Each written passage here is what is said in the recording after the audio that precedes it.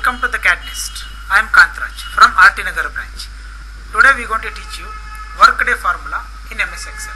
So workday is used to calculate number of working days except Saturdays and Sundays. So here we have one list. The starting date is 11th June 2009. The number of working days is 60. If the project is ongoing for 60 days, and when will the completion date? We have to calculate the completion date. So the starting date is 11th June. So we have to calculate the ending date is equals to workday formula. Workday, open the bracket, is equals to, so starting date, comma, ending date, cell address, close the bracket and enter.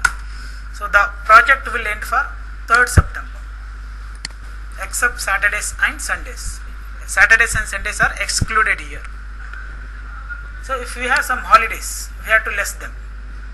In the workday, after starting days come a number of days. So you have to mention the holidays. This holidays list should be mentioned. So select the holidays and press F4. Since the holiday list should be constant, the cell letter shouldn't be changed. Enter.